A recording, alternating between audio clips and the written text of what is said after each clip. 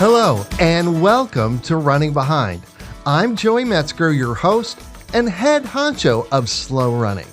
I'm joined today by Jamison Swift, and while my guest today may not be quite as slow as me, he's definitely within switchback shouting distance of the back of the pack.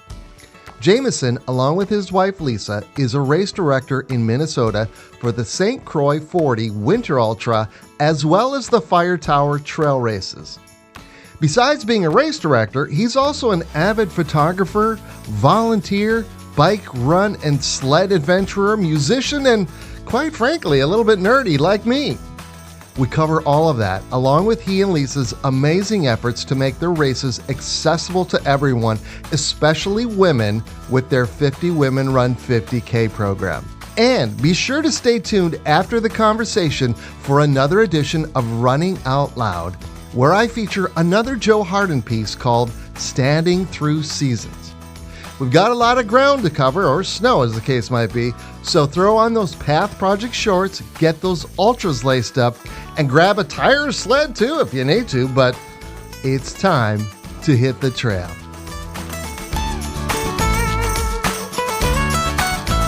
Are you in your pajamas? I'm basically in my pajamas, so...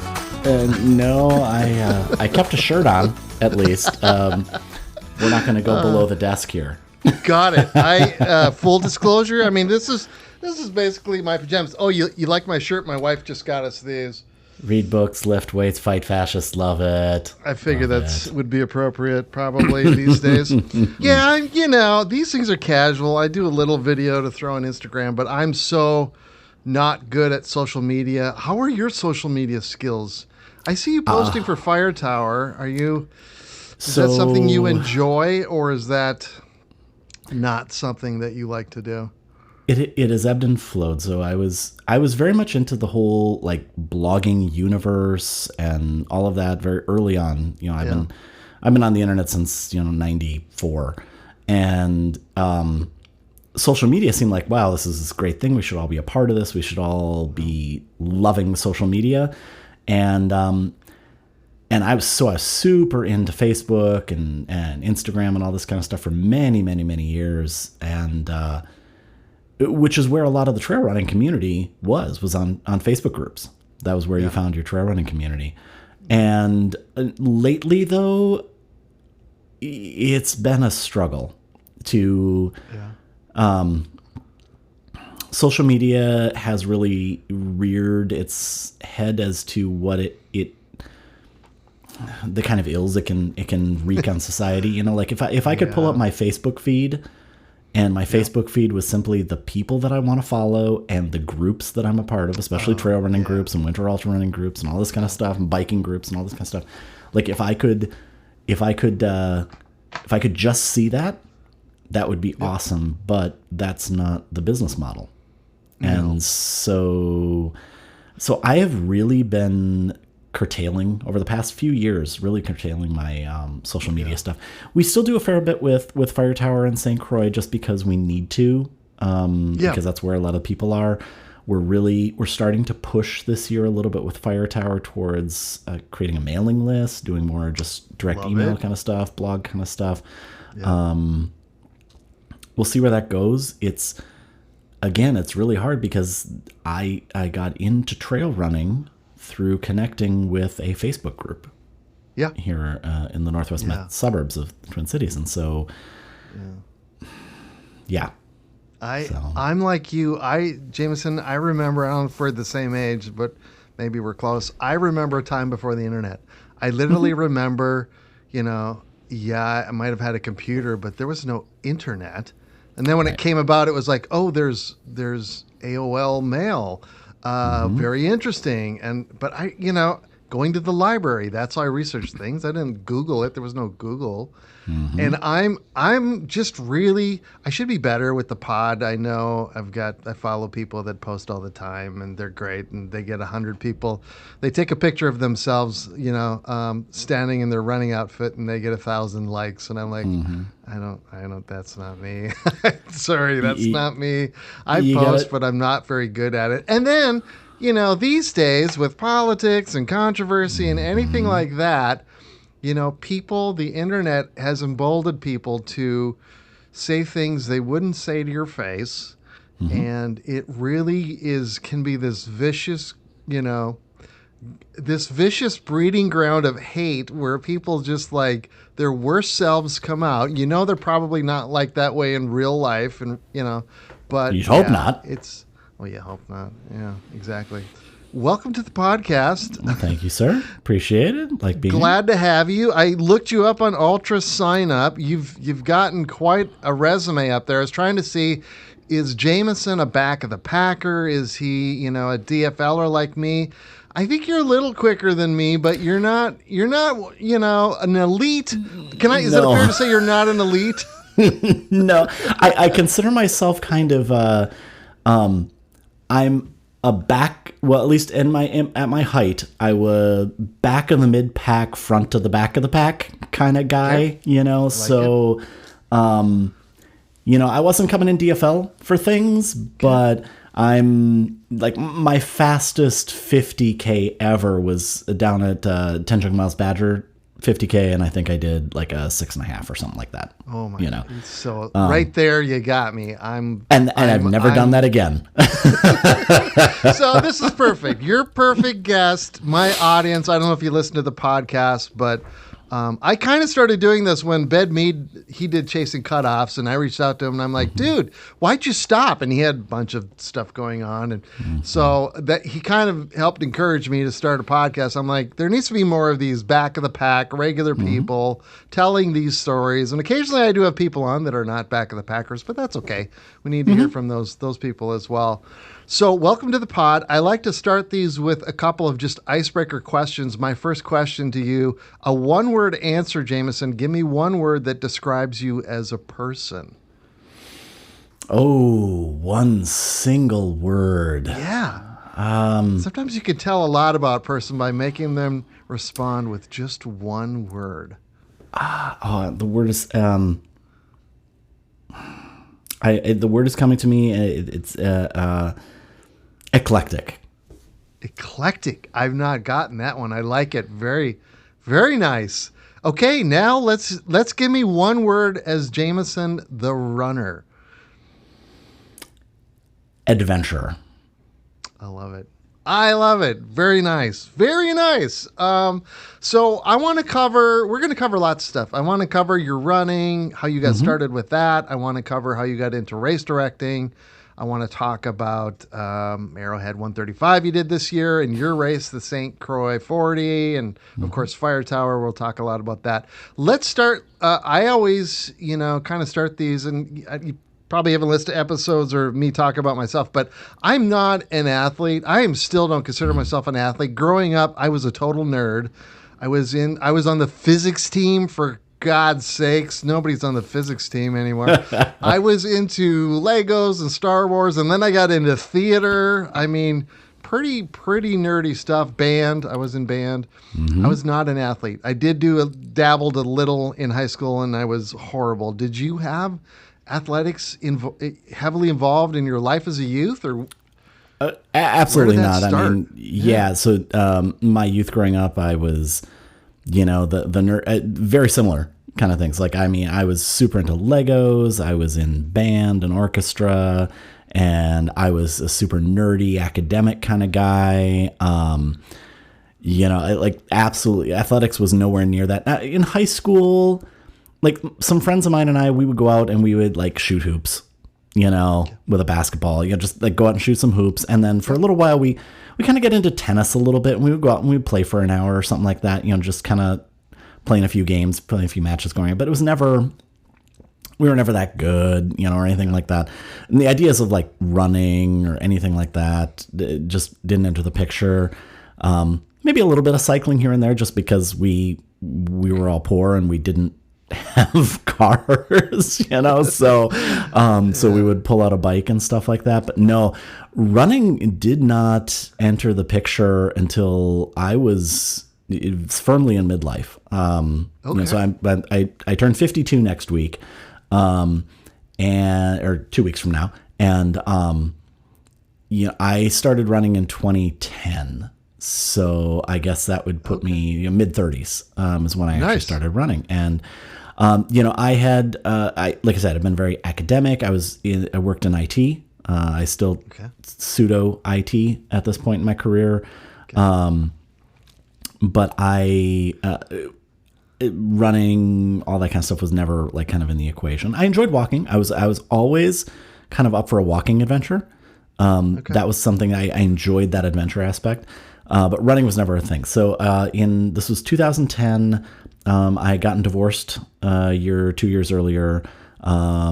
I had put on a lot of weight, was dealing with some depression, just kind of like things that happen after you go through a life-changing event like that. And I had a really good friend who kind of challenged me to try and get healthy. And, he had decided he was going to start running a little bit. And so I kind of decided, okay, I'll give this a little bit of a shot. And it was not easy. How did you have like a coach or running with your friend or just on your own? I'm curious, like how you approached that. What did you do? Did you just say, I'm just going to try for 10 minutes today, or what was that like? I actually used, so if you're familiar, Couch to 5K, the Couch to 5K plan. Yeah. So I did that. And one of the things they tell you in Couch to 5K, when you download the plan and you look at it is, it's okay to repeat a week if it's a struggle. Oh, I repeated week 1. It was right out of the gate. I was just like, oh God, what's going on here? And so I literally followed the Couch to 5K plan for, I'm trying to think, how long is that plan? Like a month and a half, 2 months, something like that. Okay. But I do, and it's a run walk plan. So, you start with, 30 seconds of running, 90 seconds walking, 30 seconds running, that kind of interval type of stuff. Jeff Galloway, may he rest in peace. Oh my gosh, I was sad. He was my idol. I still do run walk method, but so it's a run walk method. Yeah, it's a run walk method, and eventually builds you into more and more running. And I remember, I actually remember the run. I don't remember the date. I could probably look it up at some point, but I remember the date. I went out for a run. And I had forgotten to look at my watch to start the interval, to mark where the interval was. And I started running, and I had, at that point, very early on, I would listen to music sometimes when I was running, because I thought that's what runners were supposed to do. I didn't realize that, you could run without listening to music. And so, so I'm running along, and then I kind of looked down and I realized, wait a minute, how long has it been? And then I realized I had listened to 2 songs. And I went, wait a minute. I was supposed to run for 5 minutes. 2 songs, that's probably 7 or 8 minutes. I'm like, holy cow. And it just kind of clicked at that point. And it was super fun to get to that point and realize that. And, the first 5 years of my running was all road running stuff. So, I wasn't, didn't discover trails till much later. And everything that back then is about speed, and you don't walk and you run all the time. And that was just how it was. I worked myself up to, I think I've been able to do a sub 2-hour half marathon twice in my life. I've done I did a 10K at 7.5 minute miles, that was my peak. Dude. That was as good as it got. Very, very average when you look at the overall kind of road running world, but yeah, so that was, so I was totally into that road running scene for a while there, and I would go out and I'd run a race on Saturday, and then there'd be another little race on Sunday, and I'd go and I'd run that, and I was running 3-4 days a week with the run club at lunch at work and at downtown and all this kind of stuff. So but you can only do that for so long, and yeah. When you're running on the road, so you're doing a half marathon, then do you do a full marathon? Do you jump up to that? Or is that not come until you get to the trails? When do you do your first marathon distance? My first marathon, I believe, was 2012. Yeah, I think it was 2012. I did it's a marathon called the Minneapolis Marathon, which doesn't exist anymore. It didn't exist after a few years.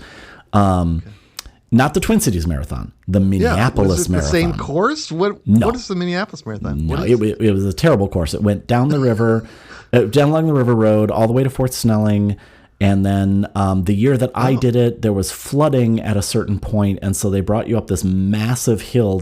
Anybody who runs around Fort Snelling knows exactly what I'm talking about, this massive hill that brings you up from the lower part of the park. I ride up it on my bike, and I about to have a heart attack. Yep, exactly. You start down by the park, and then you ride up, and then you're up by the fort and by the big tower thing. Yes, that's a nasty hill. So that was terrible. You had to go up that hill. As part of the marathon, yeah. That was like, that's not a good thing. So, I did this marathon. I kind of blew up towards the end, and I hated every minute of it. It was well over 5 hours. Like, it just was like, I'm never doing that again. Yeah. So I kind of just was like, well, I enjoy my halves, I enjoy my 10Ks, etc. So then around 2012 is when I met my wife, Lisa. And so one of the things that had kind of connected us was running. She was a runner as well. Okay. And I had said I was never going to do a marathon again. Well, we'd been together for a couple of years, and she wanted to try her first marathon. And we weren't in the trail world yet. And so I think it was 2014, I want to say. Yeah, I think it was 2014 we did Twin Cities Marathon. I might be a year off there, but it's 2013, 14, did Twin Cities Marathon. And so I did do a second marathon there. And then I did actually, after I went into trails, I came back and did Grandma's Marathon once. Oh, sure. And I had a really good time at Grandma's. I figured out part of my problem when I was running marathons on the road is you do these 20-mile training runs. And I would be like, okay, I can start my run-walk intervals around mile 16, 17. That's close enough to the end of my 20-mile training run. Well, What that meant is that I was never actually experiencing running for 20 miles. Okay. And so I'd go do Minneapolis Marathon, I'd go do Twin Cities Marathon, and I'd start my run-walk segment at mile 16, 17. There's still 10 miles of race to go, and at that point, I was doing a lot more running at that when I was, much, much younger. That just wasn't working out. And so finally at Grandma's, I'm like, you know what? No, I need to commit. I need to slow my pace down, and I need to commit to just running to mile 20, and I'm just going to run to mile 20. So I ran to mile 20 at Grandma's and then did the run walk for the rest of it. And I had my best marathon time ever, which, I mean, wow, 4:45, not I'm okay. My best marathon time, I've only done one marathon distance, was at your race, Fire Tower, sure, 2023, 6 hours and 44 minutes. I don't know if you ever watched the film I made. Race, but I stopped in the film and showed a picture of my watch. I'm like, oh, there's my fastest. It's still my fastest marathon time.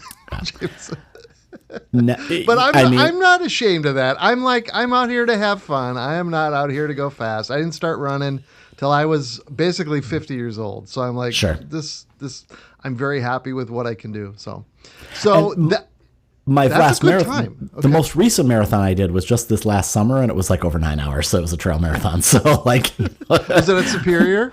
No, Philmont, the Philmont Trail Marathon down in New Mexico. All right. Now that's my speed. 9 hour marathon. That sounds about right to me. That sounds good. So when do you discover a trail? When do you go, oh shit? Now let me ask, were you ever like a hiker, backpacker, camper out in the woods? What led you to a trail? And you went, oh gosh, I could do a little run walk on these trails too. So never a backpacker. I think I camped like twice in my life before I got into trail running, 2-3 times maybe, at state parks, I was never into that kind of stuff. I mean, just to give you a sense of this, Lisa and I took our first trip to the Boundary Waters canoe area last year for canoeing and paddling and all that. Wow. As Minnesota, as a Minnesotan, I'm embarrassed to say that, to admit that, but so growing up, it was never a thing. I had friends who would go to the Boundary Waters and things like that, but it was never really a part of that. I enjoyed being outside. I spent a lot of time when I was younger as a photographer and enjoyed nature photography and all that, but it was never like that kind of backpacking adventure kind of stuff. So Lisa and I got married in 2013, and we're both road runners at the time, and she was very trail curious and was interested in doing some of this trail stuff that she'd heard about. She suggested we do this one trail race up in Rush City here in Minnesota at the Treasured Haven Farms trail runs. They had a little like 4.5K or something like that. 4.5 mile, not 4.5K. This is 4.5 miles, something like this. And she was curious about that. I had another friend in Michigan who was kind of getting into the trail running scene. He was a runner as well, and he had started running about the same time as I did. And he was starting to get in the trail running scene, and he had actually been coming out here to like Zumbro and stuff a little bit. So I'd been exposed to a little bit through friends and through my wife Lisa. And so we did this trail run. We had a really great time, and I thought, well, this sounds like a lot of fun. And then at the time, Lisa was working at the Lifetime Fitness in Champlin, Minnesota, and it's right next to Elm Creek Park Reserve, which is, I think, one of the largest park reserves in the metro area, if not the largest. And just because I was in that area, I started looking around, or she was working in that area, and so I was up in that area all the time, and I had seen the park, and I'd run some of the roads in the park. Came to discover this group called the Northwest Suburbs Running Group on Facebook. And it was a trail running group that ran at Elm Creek. And so January of 2015, I had my first trail running experience. It was winter, it was snowy, with 3 people who became incredibly great friends to me. Troy and Mark and Mike. Mike especially. Mike has been one of my best friends now. They took me on the 7-mile loop of Elm Creek and the horse trails, and from that point on, I just started diving in, and I think 2015 I did Zumbro 17 was my first ever real big trail race. Okay. And throughout the year, I think I did Moose Mountain Marathon that year, and I did my first 50K that year, if I remember right, at Surf the Murph. Oh, wow. And then followed up in 2016 with my first 50 mile at Zumbro. So just really dove right in. I also, and just got like super into the community, because that was the one thing that I discovered with trail running that didn't exist in the same way with road running, was the community aspect. Yeah. And I just really glommed onto that and just kind of immersed myself in that. And so I was on the board of directors of the Upper Midwest Trail Runners Association as vice president of board of directors like in 2016 already. And then president of the organization for many years after that. Wow. Because it was just this community idea, this idea of us, all coming together to go out and just be in the woods and all of that and giving back. I remember specifically, these friends of mine through Northwest Suburbs Running, which eventually became the Trail Runners of Elm Creek, T-Rex. T-Rex, love it. Popular Facebook group. Yeah. They were really instilling about how trail runners give back. Trail runners give back to the races. They volunteer. And they instilled that in me so early on and so strongly that when I went down to do Zumbro in April of 2015, I went down day 1 and volunteered for the entire day, and then came back the next day to run the 17-miler. For the 100-milers, you volunteered all day. Yeah, exactly. Wow. So I went and sat out in the middle of the woods. I met so many new people, and it just really instilled that this is more than just an athletic endeavor. It's really about community. It's really about adventure. It's really about being a part of something. Beyond just you trying to go faster and faster on the roads. That's the whole difference, isn't it? I mean, I'm sure there's lots of podcasts about doing road running, but they're talking about their paces, they're talking about their nutrition, they're talking about their gear. We're just talking about, man, wasn't that freaking river beautiful? Did you guys see that? You need help with anything? It's such a different community. It's why I love it too. I like it because it's very conducive to slow people like me that have to do a lot of walking, stretching, and that just enjoy being outside, enjoying the scenery, enjoying talking to people and getting to know them. And that's why, like, when I do my little films, when I do my runs, and I usually meet 2 or 3 people, we end up running a few hours together. And it's just absolutely the best. So that starts your adventure right away. The next year you're doing a 50-mile. How long before you do a 100-kilometer race? Is that? Let's see. First 100K, actually. So 2016, did a bunch of stuff there. I kind of had a little bit of a low year in 2017. Had to kind of step back a little bit, just like physically. Then did some more 50Ks and such. I think my first 100K would have been Badger 100K in 2019. So 2019 was my biggest year ever. Okay. So, in the trail running and ultra running world, the mystique of the 100-miler, everybody talks about the 100-miler, and, I have all these friends who are doing 100-milers and all of this kind of stuff. And it's just it's a thing. It is a thing. So, and I, even though I'd started trail running in 2015, I didn't want to commit to a 100-miler until I really felt ready to be able to commit to doing a 100-miler. And so I had decided in 2019 that I was going to do the Savage 100, which is, so the Surf the Murph 50-miler 50K here in Savage, Minnesota. They do every 5-6 years or so, they'll do a 100-mile. Yes, I've heard of that. Yeah, okay. Yep. And so I decided so my first 50K was at Surf the Murph. And so I decided, let's make that my first 100-miler. So that's 6 laps around that bloody course. Oh, God. Oh, God. Okay, tell the story. I got to hear this. Okay, but the lead up to this is that, so I basically decided to make 2019 like this. It was a big year. So I did my first 100K at Badger. Where is that one, Jamison? I've heard of that one. I know David Shannon's friends with those guys. I mean, you were on their podcast. I listened to your podcast you were on with them, I think, too. Yeah, Where's that one located? In Wisconsin. So it's on the Badger Trail in Wisconsin, just south of Madison. Okay.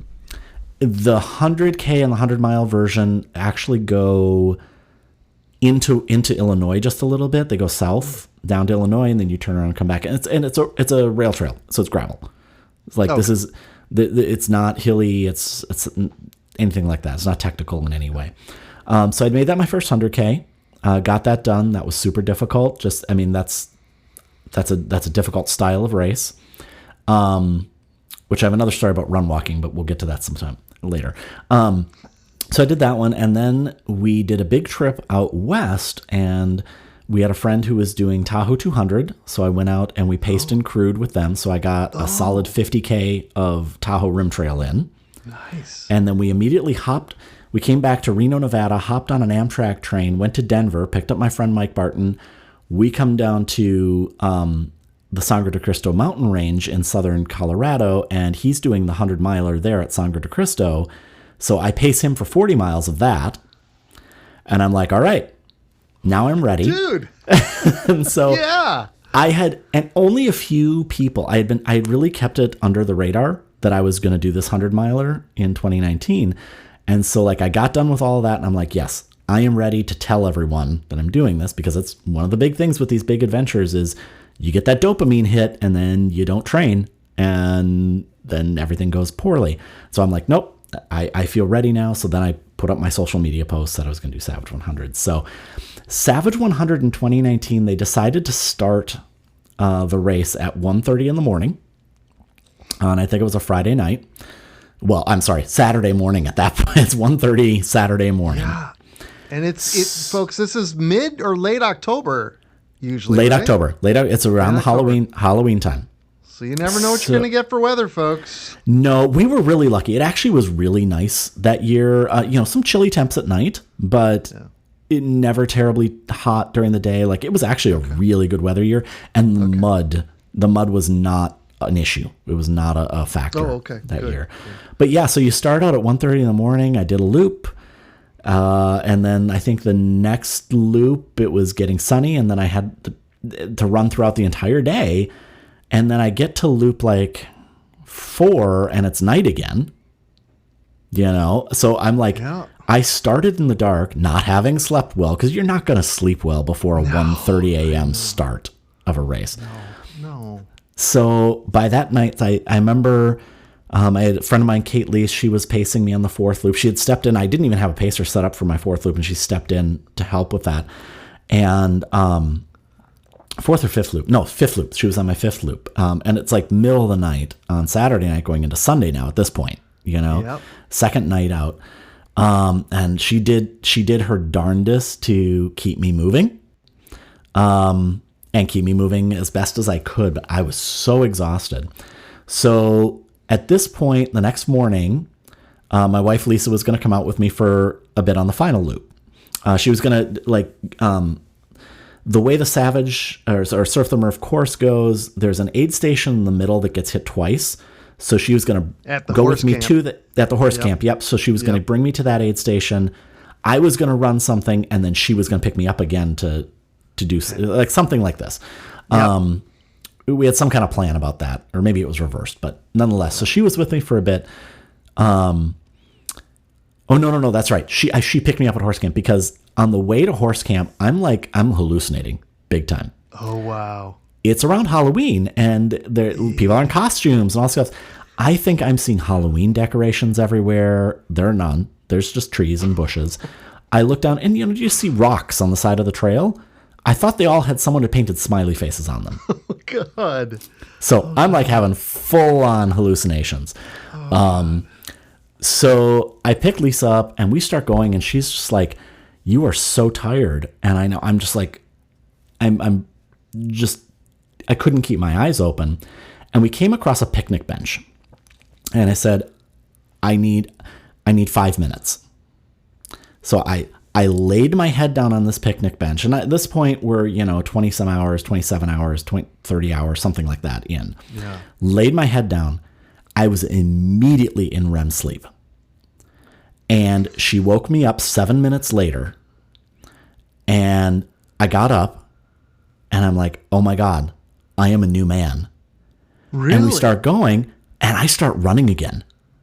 I had not run in hours. I start running again. She's like, oh my God, you just needed a little sleep.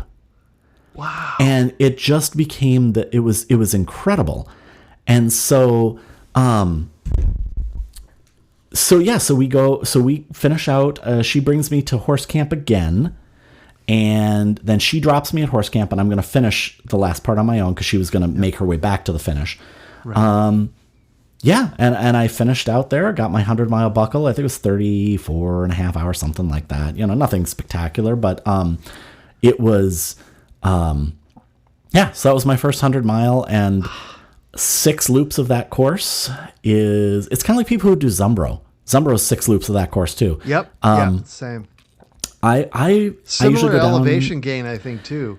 Murphy is surprising at how much elevation you gain, especially that first 5 miles. The north section, yeah. Yeah, that north section's really rough. Oh my God, You did it 6 times. I can't believe that. Yeah, and I've done, I did the Zumbro 50, which is 3 loops of that, and I was kind of like, you know what, that's as much as I ever think I want to do at one time of this course. Yeah. That was the end of that. My buddy Jason Reeve last year did his first 100-mile at Zumbro. He did your Fire Tower 100K. That was his prep race in the fall. Mm-hmm. And then he did great. He finished, I forget what the cutoff is. He was an hour or 2 under cutoff. And he was, he didn't really hallucinate that much, though. He was a little bummed he didn't hallucinate that much. But I'm like, dude, you did the sand coulee 6 times. I was supposed to do it twice last year. I blew up my knee, literally exploded. And so I quit after the first lap. I was like, that's crazy. I saw your video on that. I don't know if you noticed this. I was the photographer at the finish line there. I know you were. And I swear I said to you, Jamison, I got to get you on the pod. And we both were like, yes. And then, of course, the rest of the year. And then I'm like, I'm doing finish line photos too. So I'm just like, yep. whatever anyone says to me right now, I got to catch the next runner. And Oh yeah, I don't remember if you made my video I made of it. You did. I did. You did. Yep. Okay, good. Yep. Yeah, because I do remember you there. So that's crazy. So that's your first 100-mile in 2019, the end of 2019, and then the world as we know it stopped in 2020 for a while. Do you do another 100-mile, or are you satisfied at that point? Or are you like, okay, I did 100-mile, or do you like start going like David Shannon? I got to do a bunch of 100-milers. No. So I have attempted 2 other 100-milers. I have not finished either of them. I've attempted the Badger 100. So where I did the 100K, they have a 100-mile version. And I attempted the 100-mile there. And it actually, it went well until it didn't because of things that weren't related to my training. Earlier, it was the year before, the summer before, I had stomach surgery and to correct some stuff, hiatal hernia and stuff. And so my digestion wasn't where I wanted it to be, and I was having a lot of stomach issues and a lot of things that I'd never encountered before, and that caused a lot of problems. So I ended up making it to 100K at that. But what I'm most proud of is that I had decided for that race that I was doing a run-walk strategy, and because it's a flat rail trail. Yeah. And I knew that if I just went out and just started running for me, like at my age at that point, if I had just gone out and done started running like crazy, I would have just burned out. And it's in August, it's a hot race, so like it would not have worked. And so I had the strategy and I practiced all summer with the strategy. It was my 70-30s, I called them. So I would run for 0.7 of a mile and walk for 0.3. It didn't matter if I was tired. Didn't matter if I felt like I needed to. That was the pattern I stuck to. So hilarious story here. Race morning, my friend Mike Barton, his partner Beth, they're down with me. We're staying at an Airbnb. Lisa was going to be joining us later. We go out and Mike's truck won't start. Race morning. And we're in the middle of nowhere, Wisconsin. Or that might have been Illinois. How far from the race are you? How far from the race start? 8 miles. And I'm like, God. Okay. So we finally got a hold of my friend Shalane. She stopped by, picked me up. So I start the race 30 minutes late. Oh no. So you can imagine what that does to your head. And I start running, and there was still like a couple people there packing up, and I just told them like, hey, I'm starting the race. I've got my bib already. Like, I'm going. And so I'm like my head is just fucked up at this point. Yeah. But I told myself, I said, I need to just stick to the plan. Stick to the plan. So I did my 70-30s from mile 1. So the very first mile, even though I'm 30 minutes late to this race, I stopped running at 0.7 of a mile and walked. Good. That was probably, honestly, that's one of the things I'm like proud of, is that I stuck to the plan. I did what I said I was going to do. As the day went on, I ended up getting back onto my pace plan, timing-wise, because I stuck to the plan. Yep. I made up some time. There, I had a very conservative pace plan, so I ended up being able to make up some of that time. Like I said, until things didn't go right with my stomach, and then I ended up dropping 100K. That is one. That is a 100-miler that I will probably go back and try and finish at some point. Okay. I want to. One of the distinctive factors of this race is there's a railroad tunnel as a part of the course, and that railroad tunnel has been closed for a few years for repairs. And you go up this big hill to go around it, and I want to. In my next attempt at it, I want to be when the tunnel finally opens back up again, which I think will be a year or two from now again. So, because I had gotten to go through it the first year, and then it closed for a few years, and so that's when I'll probably go back and try again. And then I gave Superior 100 a try last year. Oh, last year? It was the year I turned 50, so it would have been not last year. It would have been 2024. Gave Superior 100 a try. I had been a longtime volunteer there. I ran the County Road 6 aid station for 7 years, and decided, well, okay, if I'm turning 50, if I'm going to give this a shot, I might as well give this a shot. And it was becoming apparent early in the race that I just wasn't keeping up the right pace to make cutoffs as comfortably as I'd like to. And then about mile 27, I actually fell and I messed up my right hand really badly. Wasn't sure if I was going to need x-rays or whatever, but it was bad enough that I couldn't grip my pole. I couldn't. Gosh. And so I couldn't put pressure on my hand. I couldn't grip poles. And I'm at mile 27. I'm like, I don't think this is happening. So I kind of called Lisa and said, meet me at Chattagooch. I'm probably done there just because I don't know what's going on here. So, and I felt fine. I was having an amazing day. It was a beautiful day in the woods. I was hiking solidly. I really was having a great time. And, I missed cutoff at Chattagooch. I wasn't pushing as hard as I probably could have. Again, I couldn't use poles. I was trying not to trip again because I, didn't want to mess myself up anymore. So I made it 37 miles total in that one. And that's one I will not go back and do again.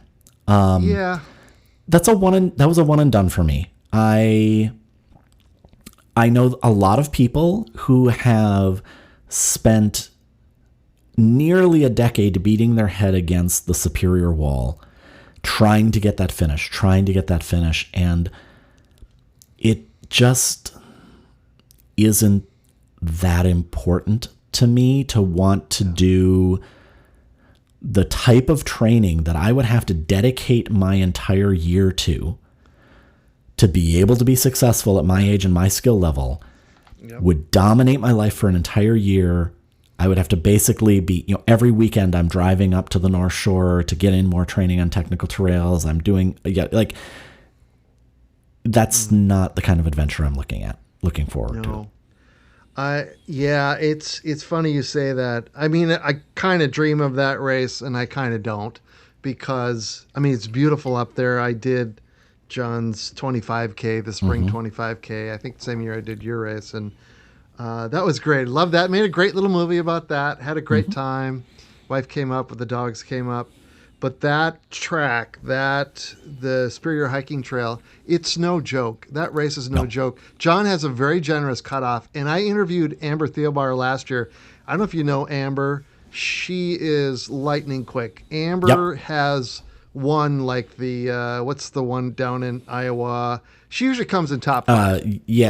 Mines of Spain. Mines of Spain. Yep. She's basically won that race several times.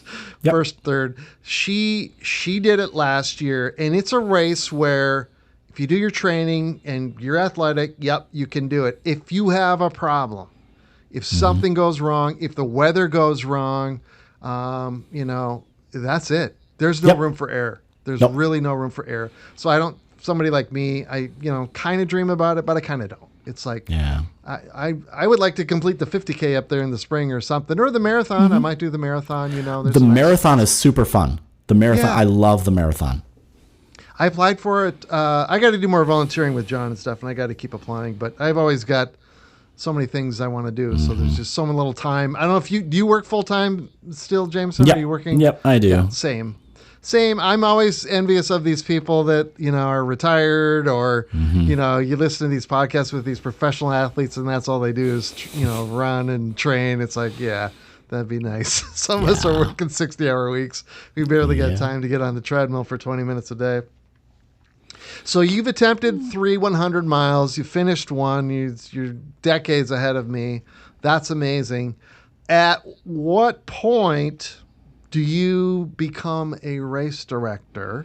I think the winter race is your first one. That's before correct. Fire Tower.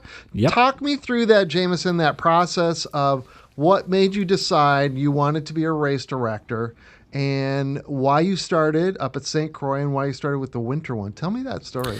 Yeah. So, that'll came out. So I had already been very active in the trail running community, as president of the Upper Midwest Trail Runners. So I tend to, I'm a manager in my job. I tend to gravitate towards I have a graduate certificate in leadership and all this kind of stuff. So that kind of fits into my niche. The winter stuff, though, happened because I was curious about winter racing. I was curious about this winter ultra stuff, Arrowhead, Discobia, all of these types of adventure type things. Because I kind of dig this adventure style of thing. And I looked around and there was nothing that was shorter than 80 miles to get a taste of this. See, like, can I do this? Is this something that's possible? And I was having coffee with John Storecamp one day and talking about this, and he was giving me some of the history and background of, how these all came about. And, winter ultra racing is a niche within a niche. Like, this is a small community of people who are really involved in this. Right now, at this time, the Iditarod Trail Invitational is happening. And we have a whole community of people. We all know each other, and we're all watching the dots on track leaders. It's a very tight knit kind of thing. And in talking to John about it, I was like, well, if there's not this short course version to test people out, I guess I'll just make one of my own. And so I did. And so we went and we spent a lot of time volunteering and talking with folks like Chris and Helen Scotch who run Discobia, and talking with Ken Krieger and Jackie up at Arrowhead, volunteering for all their races, talking to participants, finding out what it is they wish they would have had back then. I should say, just a technical note, there used to be a Discobia 35 for a few years, but it just became too logistically complicated for them to continue to have that distance with the 80 and the 160 and all of that. Totally get that. So we decided, you know what, let's make this, I guess maybe a theme here is we like our races to have a purpose. And so the purpose of this was to see, do you have what it takes to do this winter ultra shit? And so we decided to do some very unique things with it. We hold it overnight. So it's the hardest part of any race, is having to go overnight for, on foot, 13, 14 hours, 15 hours. And then one of the things we heard consistently from race directors of winter ultras and from participants is that people don't know how to use the survival gear that they're required to carry. People will show up at gear check and they've got gear that still has price tags on it because they've never used it. So we said, all right, we're going to make people use it. Yeah, it's only a 40-mile race, but guess what? You're going to have to start the race in your sleeping bag. So so everybody, it's like a Le Mans start. Everybody's put to bed and sleeping in their sleeping bag, and then I say go, and they have to pack up and they head out. Do you blow a conch shell or light a cigarette or? No, I just tell them to leave. I'm just like, all right, everybody get out of here. It's time. Get out of here.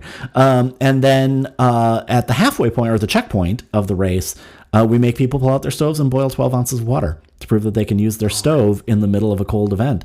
And there are techniques to doing this. There are ways to be successful doing this. Yeah. And if you try to just power through, you can often find yourself in a bit of hurt. And so St. Croix 40 is this, it's a very kind of like purposeful type of race. We have 3 audiences for this race. We have those newbies who want to find out, is this for me? Is this something that I can do, that I'm interested in, that I want to do more of? And then we have a fair amount of people who they use this as a tune-up for something bigger, which is totally fine. We've had plenty of people who are like, this is their long run before Arrowhead. That's great. They come out, they use their gear, they have a good time. And then we have a cadre of people too, where like, this is the race they like. They don't want to go longer. They like winter ultras, but they're just not interested in doing the 80 or 135. Yeah, it's a lot. So they just want to do it, or they just don't feel like they're capable of going further. And so we try to cater to all 3 of those. And, we've been, last year was our 7th, or January of 2026 here. That was our 7th running of the St. Croix 40. And yeah, we're looking forward to more years of that. And it was super popular at the start and used to sell out like same day and all this kind of stuff. It's kind of backed off a little bit now, so we don't sell out like the first month. So at least some people can actually get in and stuff. But okay. So do you? I know Bill and Mandy, and Bill is I think he's like you. He wants to do that. He wants to complete that Arrowhead 135. And we talked about his experience. And I want to get to your experience, but that's going to be I wrote it in my notes. I want to talk about towards the end of the podcast about your experience up there this year.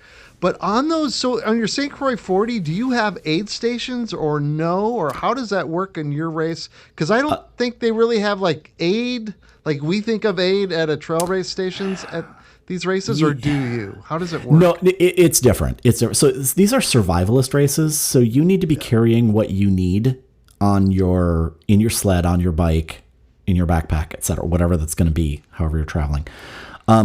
We have at St. Croix 40, all we have is a checkpoint at the halfway mark, and that checkpoint you can get water.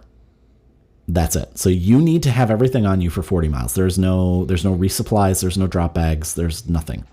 A lot of people, interestingly, because they have to boil 12 ounces of water, they'll whip out like a Mountain House camp meal. They'll throw that 12 ounces in there, seal it back up. They'll head back out on trail, and 15 minutes later, they've got a nice meal. That's the nature of these races, though. Tuscobia has checkpoints that actually have like food, like real food. Many of these things. So we ran the turnaround for the Tuscobia 160 this last year. We were running that aid station, that checkpoint, and like we're making pizzas and stuff like that. So like people are sitting down to have like real food at these checkpoints. They're resetting their gear. They're drying out their gear. They're putting on dry clothes. So it's not a grab and go aid station type of environment. Okay. So you are like the Barkley Marathons, water only. Water That's only. it. Blowing on a conch shell out of your sleeping bag and some water at the checkpoint, and that's it. You do that all up at St. Croix State Park. Yep. How did you come across, because I know we'll get to it, that's where you do the fire tower races. Yep. How did you discover St. Croix Park? What's the connection to that area and those trails? We just, when my wife and I started doing a bunch more camping, we just camped at St. Croix State Park one time, and we really enjoyed it and fell in love with it. And we thought, this is amazing. And when we were looking for a place to have St. Croix 40, trying to find 40 miles of trail is difficult. Like continuous trail without just doing, if you want to do 5 mile loops, sure, you can find lots of places. But we didn't want it to just be, loops. We wanted to actually have an adventure. And so St. Croix State Park is the largest state park in Minnesota by area. And so St. Croix 40, we utilize, so the first few years we had a longer course that used the entire park. We went all the way to the west side and then back. The last 3 or 4 years, we've gone to a 20-mile looped course. Logistically, because of snow cover and grooming capabilities and safety issues and all this kind of stuff, we've gone to this 2-looped course. But it's still 20 miles. I mean, you're out there for 20 miles in the dark. And so we just discovered this park, and we're like, well, we checked on a few other trails around the state where we might be able to have the St. Croix 40 race, this 40 mile, well, at the time it wasn't called St. Croix 40, obviously, but this 40 mile race. And we ended up talking to the park director at St. Croix State Park, and they were excited about the idea, and they thought it would be cool. And so, but yeah, we just discovered it through just camping there randomly and adventuring. Oh, wow. Nice. And do they groom the trails for you, or are these people trudging through knee-deep snow? I mean, I told you my wife and I were just up at the North Shore, and we like to try snowshoeing once a year in February, go up there with the dogs, and we love it. But when we get to that deep snow, I'm like, oh gosh, that's a bit too much for us. Are the trails groomed when they do the St. Croix 40, or? Yeah, they're groomed for snowmobiles. Okay. So it's not like a ski deck. Right. Okay. So people ski on it, but it's not like if you go to like Theo Worth or something like that, around here in town, like it's not that nicely groomed kind of thing. Okay. But we've had, thank you, climate change. We have had some really up and down winters up here.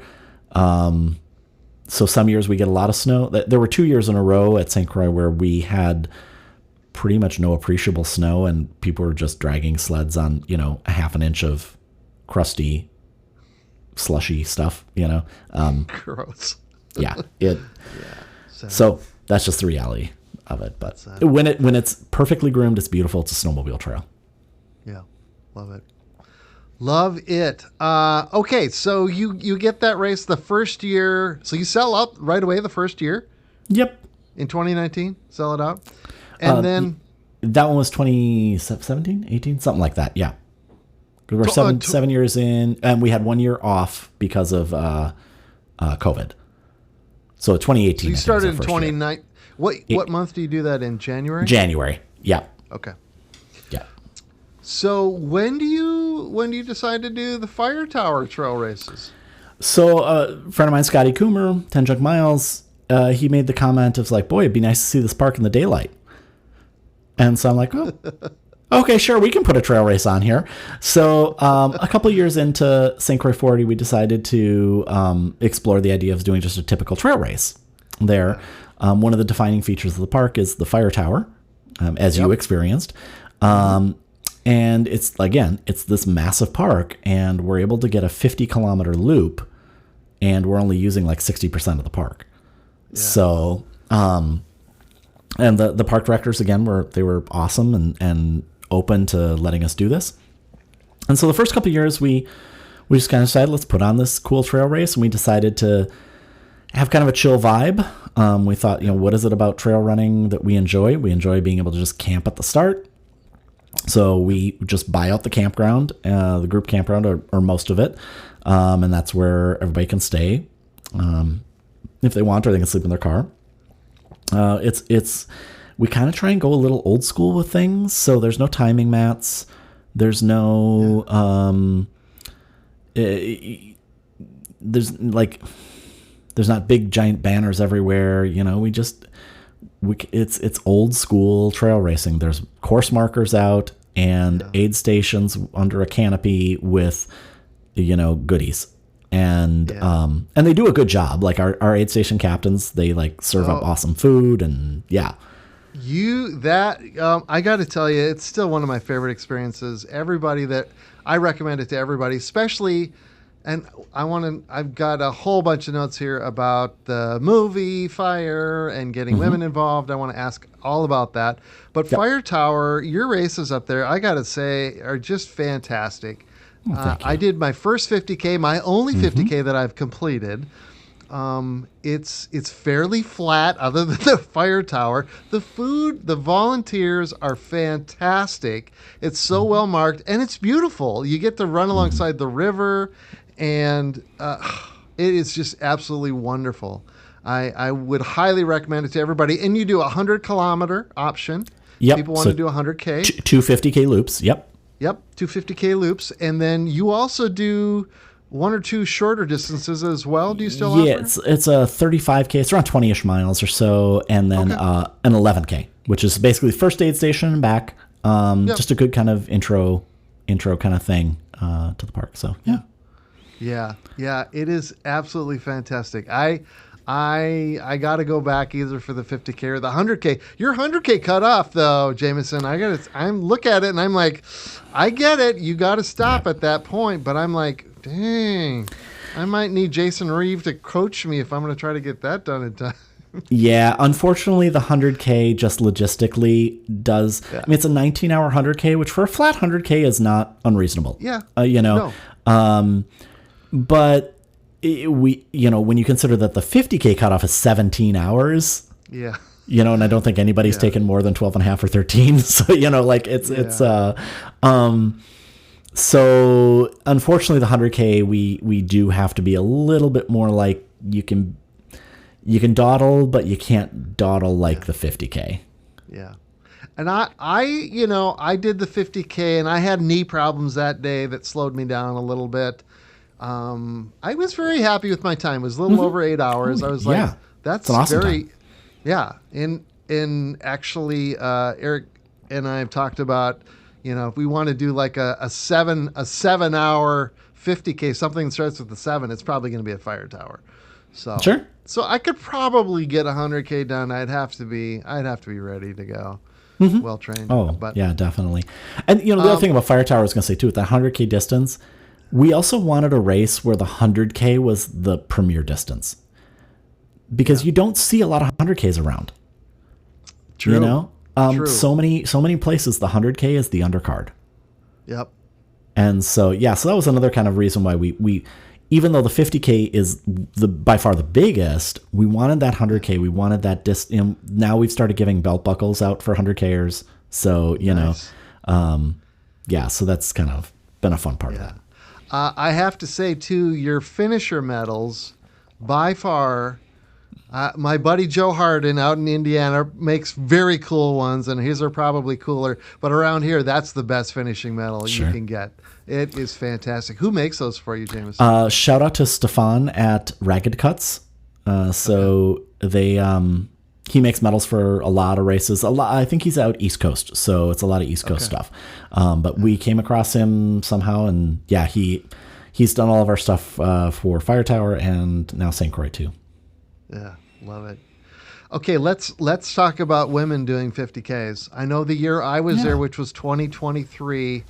Was that the year you started that campaign, 50 women to do 50K, or what?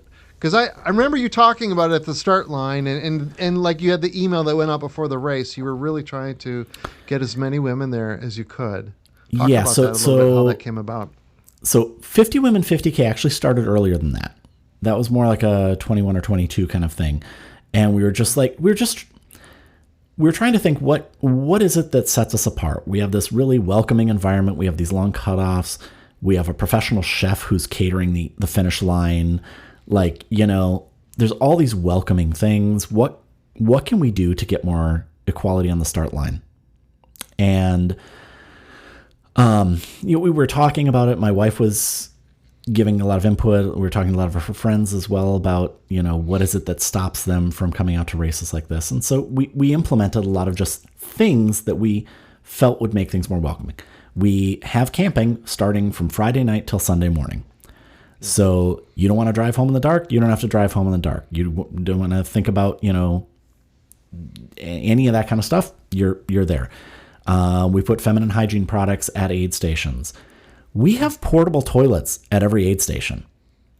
So, we're guys, we'll just go piss on any old tree, Yeah, we barely need that. Exactly.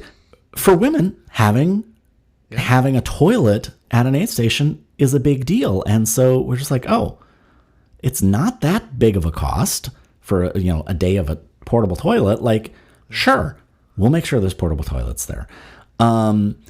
We just having the generous cutoffs, et cetera. And so we were doing that the first couple of years, just really trying to be encouraging about getting more women out there on the start line. And then we hit on this idea, and it was, what is one of the barriers that are really stopping women from doing this? And it's often that they don't feel they can take the time to do it. They don't feel that they should take the time to do it. And my wife and Lisa would probably have a lot more to say about this in this regard, but just this feeling of men, a lot of times we'll just throw ourselves at things. If we fail, whatever, we don't care. And women often will they want to know that they have a good chance of success. They're not going to waste this. They're like, us guys, we tend to we'll throw something out there. Whatever happens, and women just, are a little more apprehensive, just be like, oh, whatever, let's go do this. And so we thought, well, what would help women feel more confident to be able to do this? And well, what if we help them with a training program? And so that's where this is our, we're going into our third year of doing this training program, but we partner with Nora Bird, Coach Nora Bird from Team Bird Training. So 2 years, the year you did it was the first year. And we took women who were doing their first ultra marathon attempt. So if a woman had already done an ultra, we're like, please come race our race. But, we want to save this training program for that, for the first timers. And so we set them up with Coach Nora, and she had various training programs based on, fast, medium, slow, and et cetera. And she did a lot of group runs and a lot of group calls and encouragement with folks and got people out. And I think the first year that she did the program, I think every woman who started finished in the program. Really? And that were able to start. There were some who had injuries and couldn't start and things like that. I mean, that happens. And I think last year as well, we had, I think every woman in the program who started finished as well. And so, and it's just been these amazing stories of these women who decide that they're going to believe in themselves and they're going to do this, and they have formed these bonds in this community. And so as this is happening, I knew this filmmaker, Jeff Berg. He had made the Pickle Juice Project film. And I mentioned this to him. I said, hey, there's some inspiring stories here from these women if you want to, do something with this. And he kind of hemmed and hawed a little bit. And he's like, he works a full-time job and these are side projects and, stuff like that. And like 2 weeks later, he pings me and is like, all right, I can't get out of my fucking head. Let's do this.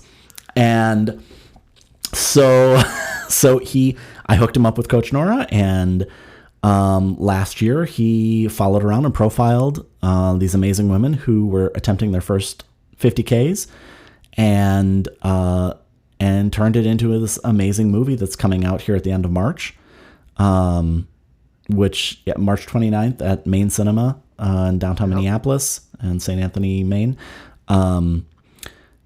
And we're just excited to see these stories get shared. I mean, like, we have day jobs. We're not getting rich off this. This is not like, we're doing this out of the desire to want to provide this kind of an environment and experience for people to have. Man, woman, doesn't matter, whatever. And so success-wise, we have diversified our start line in terms of gender. I think this last year even it was 57% women, so really nice. Yeah. So we went from, I think 10 to 20% to 57% in just a couple of years. And it was really just by paying attention to what was needed. And focusing on that. Yeah. And focus on it. Yeah. And we partnered with a great coach. Nora does an amazing job with these women. And it's just been an amazing experience. So does the Fire Tower Race Organization pay for the Coach Nora to do the training? Yes. Or does she volunteer her time, or how does that? No, we support the Somebody's paying her bill, right? Yes. Jamison and Lisa are paying her bill. I wrote down 2023, the year I did it, you had 46 women that did an ultramarathon. In 2024, you had 60 women? Yep. And I think you said you had over 50 again in 2025, right? Yeah, in 2025, let me see. I can look at the stats here real quick. That is so awesome. 2025. We had our biggest field ever in 2025, just overall, in the 50K, and we had 117 finishers in 2025, and 67 of them were women. In the 50K. God. That is so awesome. And that's not counting the 100K. That's not counting the 100K. No, the 100K had there were women in there too, including some women. One woman in particular, her name was Marlene. She did the 50K in 2024. First ever ultramarathon. She's our age, not like just some young 20-year-old or anything. And she decided to commit to the 100K. And last year she finished the 100K. And the tears on that finish line when she crossed that line, we were all just bawling our eyes out. It was amazing. And it started with, she had never done anything longer than, I think a half marathon or something like that before. So, yeah. I'm reminded of, and I love it, at the big races you see a lot of the elites with the shirts here for the women's race. You guys are living and breathing that and making that happen. And I just think that's super exciting. Well, thank you. I love that. The other thing I was going to mention too, Jamison, I know one of the things that drew me to your race, obviously, the location is pretty flat. And I was like, generous time cut off. But your message, when you talk about the race on the website, you're really bringing everybody in. You talk about Black and Indigenous, people of color, the LGBTQ plus community. How did that come about? Why is that so important to you? I mean, I just absolutely love that. It's one of the reasons I was really drawn to it. Is that something both you and Lisa are passionate about? Yeah, I mean, that's just our values. I mean, that's the values we live out, just in our lives. We believe that everybody has a right to exist and to thrive, and we should be supporting one another, and we should be living in community with one another. No matter what your background or your race, your gender, your religion, etc. And so that's just like the core values of how we live. And so it made sense to bring that to our events. And so, yeah, and we just, when we look around the start lines, and so my wife Lisa now, so she can no longer run. She's got some knee issues, but she's gotten very much into biking. She's doing massive gravel riding events this year and all this kind of stuff. Okay. And in cycling, the diversity issue is like way worse than running, especially men, women. Really? There may be a race where if there's 100 men in a gravel race or 100 participants in a gravel race, it might be like 15 or 20 women. Like wow. It is tremendously different. And there's a lot of other issues in cycling regarding women's equality and things like this, and won't go into all that kind of stuff. But we looked around our start lines and we're like, everybody looks like me. I'm a 50-year-old guy with a big beard. Like, everybody looks like me. Why? And sure, maybe it's something that just appeals to a certain demographic to some degree, but yeah. Why is this? Is there anything standing in the way? Because if there's things standing in the way, that's the problem. That's the things that we can address. That's the things that we can look at fixing.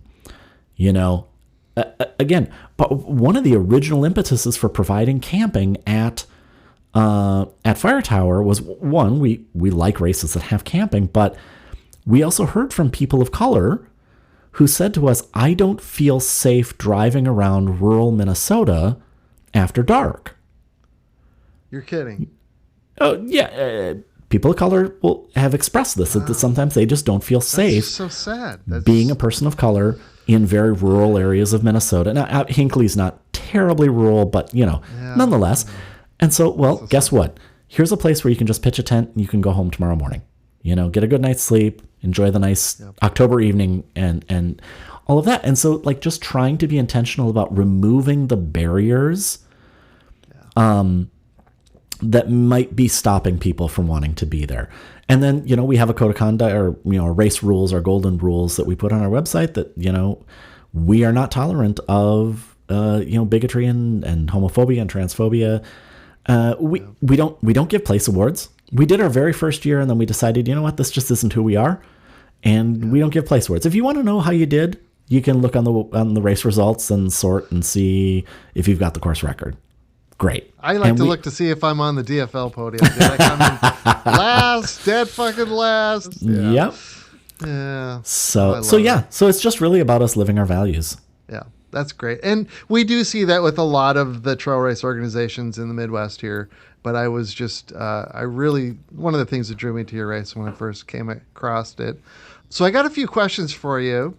Mm-hmm. What's the best thing about being a race director?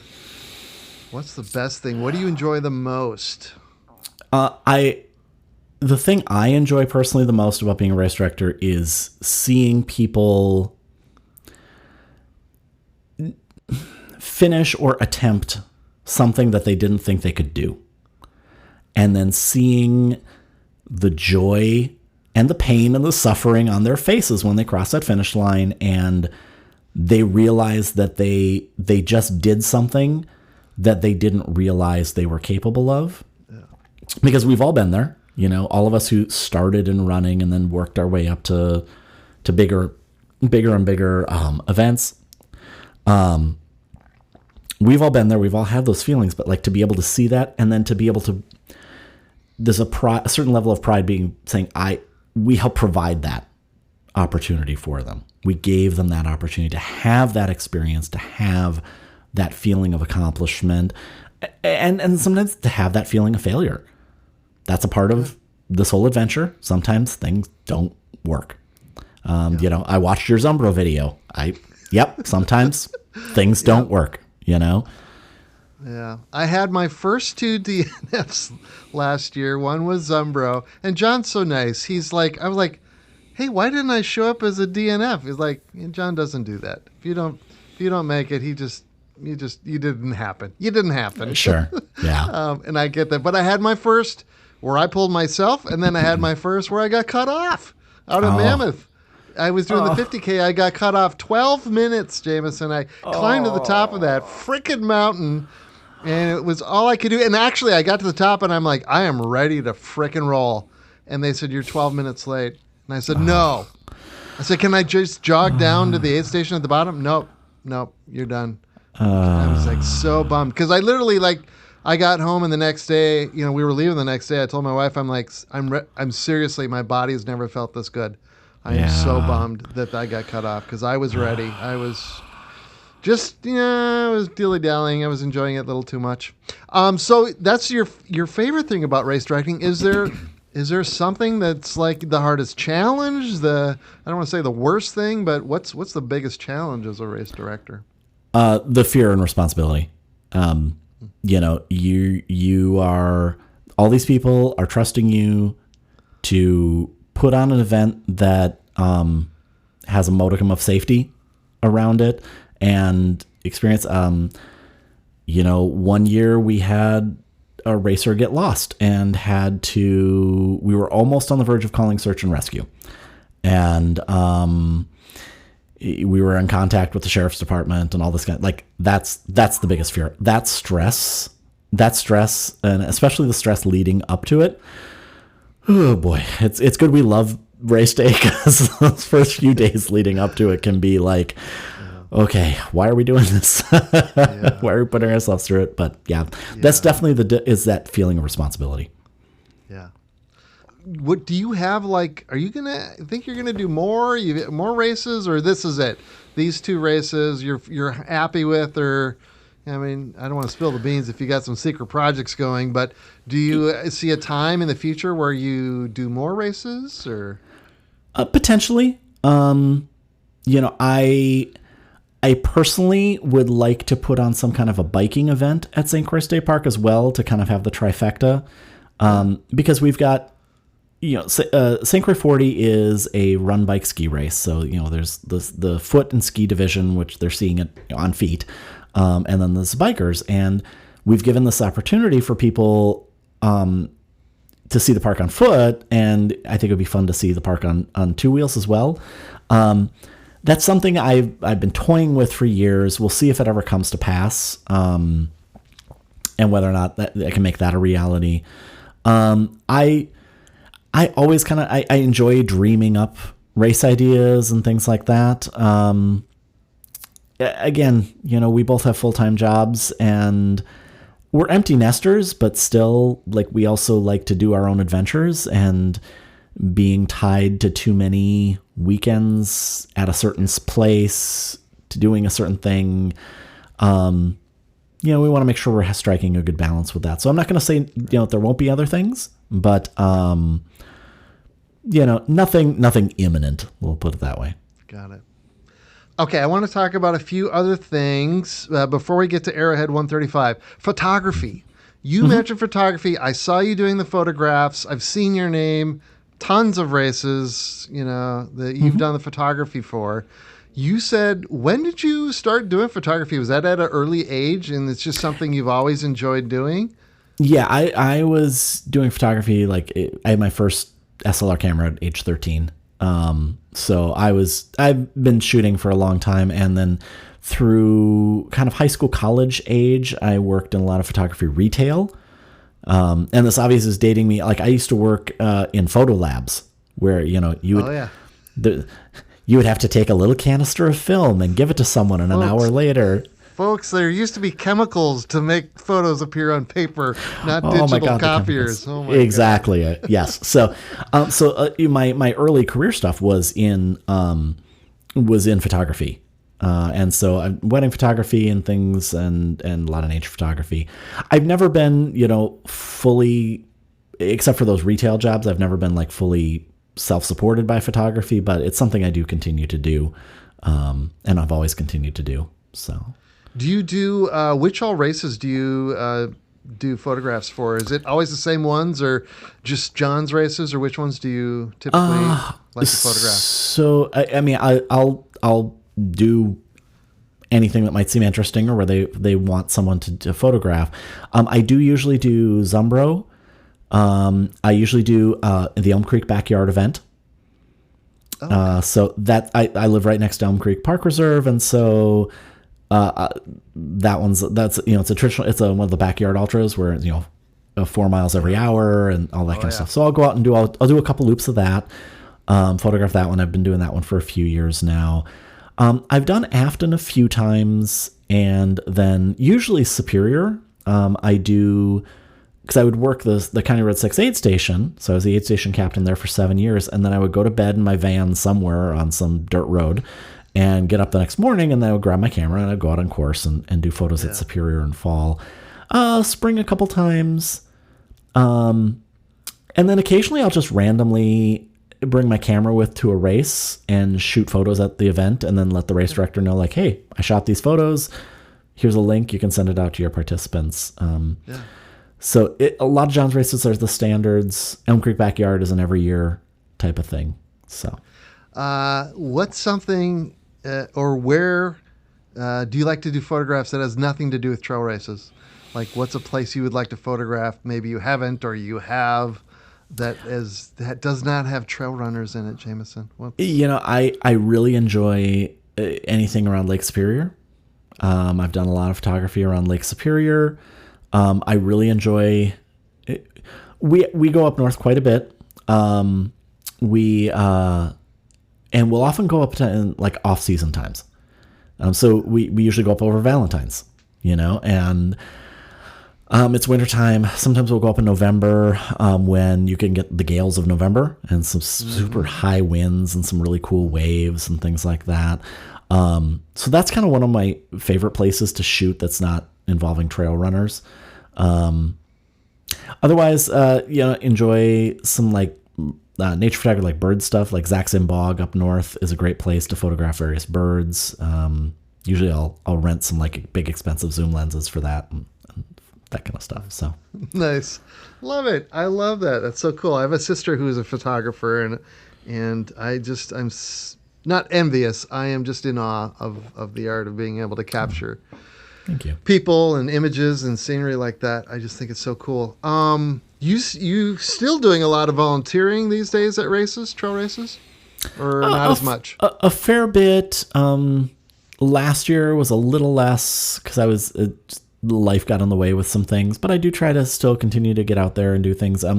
Usually my friend Mike Barton and I, we go down for Zumbro weekend, and I'm photographing during the race, but then like the day before the race, Mike and I will go do a final hike around the course to just check all the course markings. It's something John likes to have done.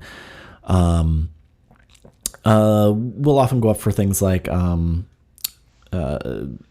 Voyager. We'll volunteer at Voyager quite a bit, Lisa and I.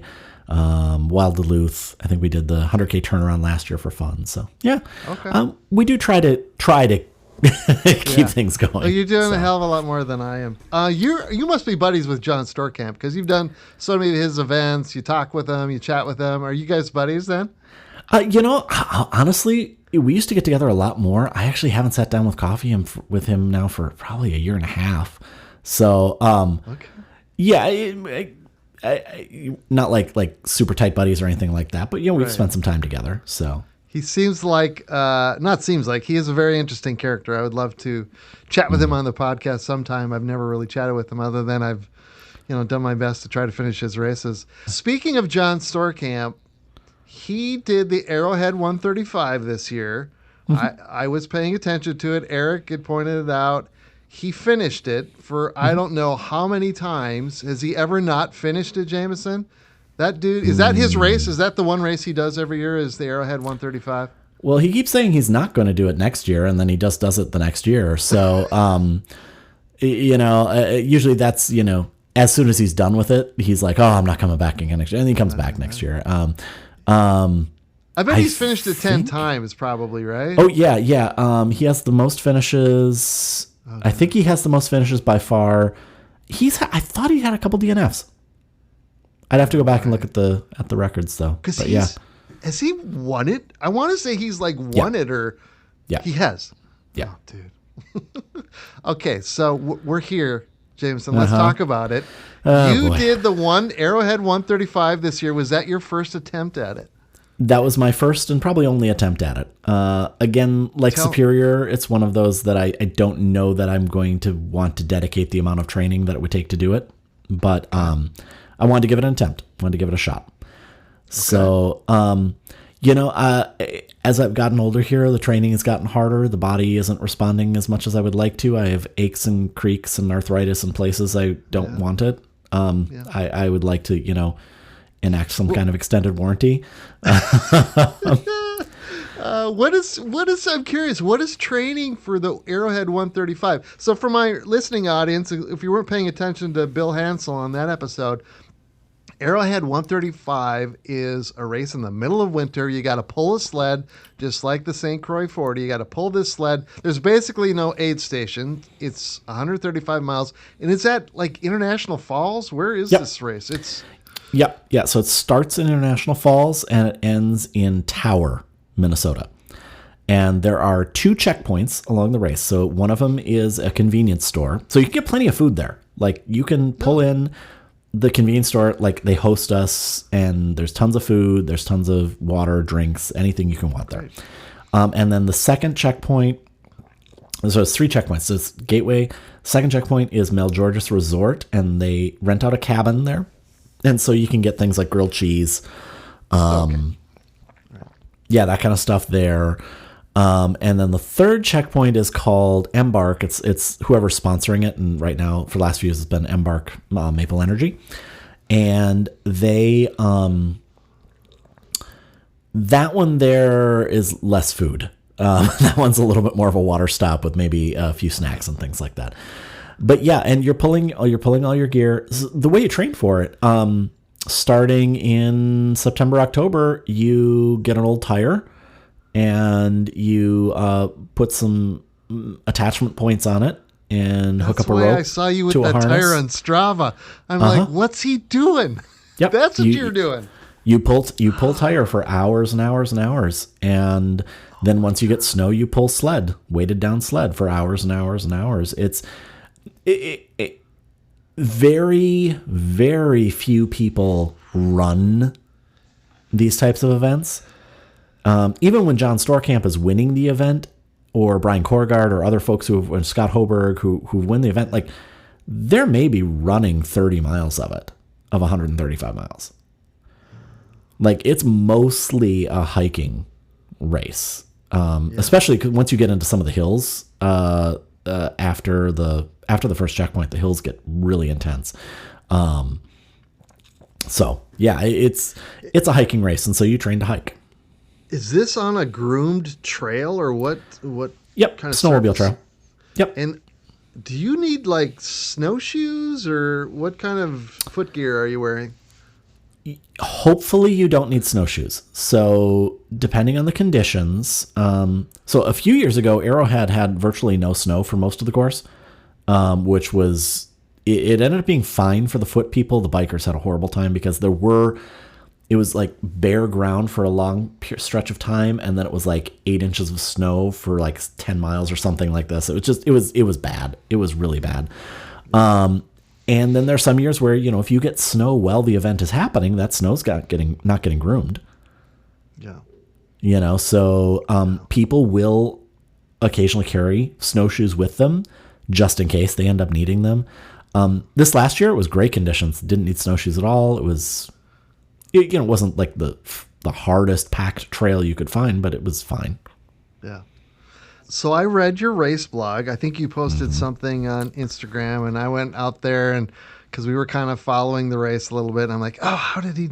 And so I read your report, but tell my audience your story of what happened, how it went, and tell us that story, Jamison. Yeah. So it started out well. It was temperature wise, the ideal for me is like -10 to +10. That's like that's the sweet spot for me. You get much below -10 and then you're really dealing with some severe cold that it just requires a lot more work to deal with cold. Once you're down at -20, -30, like you can do it. And I've been out in -20, -30 plenty of times, but like it just takes more work. And so I prefer to lessen that. But if you start getting above 10, you start to sweat way too much. And moisture is your enemy when you're doing these winter events, because as soon as moisture gets cold, it freezes and now you're cold and you're not able to stay warm because your clothing is wet. And so yeah, that kind of -10 to +10 is kind of the sweet spot for me. We started out as -15, so it wasn't too bad. And I knew it was going to be warming up to about 5 degrees throughout the day. And so great temperatures to start with. We started out really well. Things were going good. By about mile 20, though, I was realizing that I just wasn't trained enough for this. Like my training cycle had just not gone like I wanted it to go. And I kind of knew like, this probably isn't going to work, at some point. So, but I kept plugging along. And you get way out in the middle of nowhere. Like, I mean, there's no cell reception. There's nothing out there. You get a snowmobile patrol who passes you occasionally, and that's about it. But it's beautiful. It is absolutely one of the most stunning and beautiful environments to be in. I kept saying like all I wanted to do was just like pull over to the side, start up a little fire, grab a book and a hot cocoa, and enjoy this beautiful, gorgeous winter woods. It's just amazing. About mile 20, I developed a blister on the back of my right foot, which I healed, which I had never had before in that spot. I had made the mistake of trying some new shoes on race day, which was a mistake. Thought everything, I'd worn them around a little bit, but I hadn't really worn them in. But honestly, after 20 miles, like you're never going to know that. If a shoe's going to do that at 20 miles in, like you're never going to experience that until you get 20 miles into something. And so lesson learned on that. I kind of covered that blister up, etc. Kept moving on, but by about mile 25, I started having some back issues. And around that time, I was realizing like I didn't think this was actually going to work. And at that point, I started having to pop ibuprofen. And when you're starting to pop ibuprofen at mile 25 of 135 miles, like you can't do that forever. I am pretty adamantly opposed to ibuprofen during endurance events, if at all possible. We don't even in our first aid kits at Fire Tower, we do not stock ibuprofen, and we instruct aid station volunteers they are not allowed to give ibuprofen to participants. It's not good for you in the middle of an endurance event. Now, I'm just hiking at Arrowhead, so it's a little less of a concern, but still, I knew at that point I can't take ibuprofen for 2 more days solid. Yeah. No. So at that point, too, and I probably could have pushed further than the first checkpoint, but just logistically trying to get out of those environments, you got to take your exits when the exits exist, because it's mile 37 is the first checkpoint, and then the next checkpoint is mile 70. So that's just, it's just you do not want to be a burden on the race, and so you have to make smart decisions at these events. The race director in you coming out. Yeah, exactly. Yeah, 100%. I was not going to become a burden for Ken. And so I was pulling into Gateway, and I talked to Lisa about it. And I'm like, you know what? This is probably the best option for me to drop here. I'm already taking ibuprofen. I don't want to keep doing that all night. I've got this blister on my foot. Like things are just not going right. Like I'm just not feeling it. It's just not working. Let's just call it here. I had an amazing day. I felt so grateful for the opportunity to be out there. Beautiful light snow. I put some photos on my blog that were, just amazing. Yeah. So, no regrets. It wasn't the day that I had thought of. This was my second year attempting it. Last year, I got sick the day before. I was supposed to do Arrowhead. So I'm in International Falls and I'm sick on Saturday or on Sunday, and it's supposed to launch on Monday. And so I couldn't even start 2 years ago. And so I'm a frequent volunteer at Arrowhead, and I promised Ken and Jackie that the next few years I'll come back and volunteer a bit. And who knows? Maybe someday in the future I might give it another shot again, but I'm content. You're not as gung-ho to get that one completed as you are the Badger 100 mile. Yeah, well, the Badger 100 mile, I know I can do it. Like, there was absolutely zero physical reason, body-wise, that I couldn't have completed that one, except for the stomach and digestion issues. And so that one, I'm like, I'll probably give that one more shot. Got it. And when you give it a shot, are you going to do the 70-30? Yes. Going to do the 100%. That was magic sauce for me. I remember, Jeff Galloway always says, when you do the run walk, you don't wait till you get tired. And I did, my fastest half marathon ever was the Minnetonka half marathon. I did the run walk. I did Jeff Galloway, ran for 4 minutes, walked for a minute. And I started right at 4 minutes. When I got to that 4 minutes, I walked for a minute, just like you did. Right from the beginning. You got to start at the beginning. Yep. Okay, very awesome. So this coming year, 2026, any race plans that you want to divulge? Any big things on the horizon? Yeah, next Wednesday, we're actually heading down to Oklahoma to participate in the Mid-South Gravel bike race. Oh, so nice. Are you both doing that? Yep, we're both going to do the 50 mile on that. So like I said, my wife has a really big calendar this year of gravel races. She's signed up for things like the Dam and Hot Dish. It's this series, local events here in the Midwest. So she's doing that.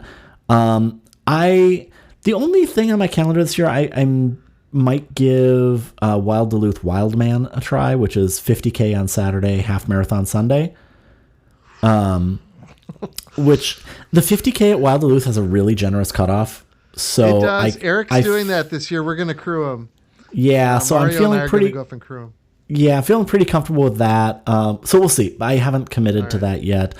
I'm kind of just taking this year a little.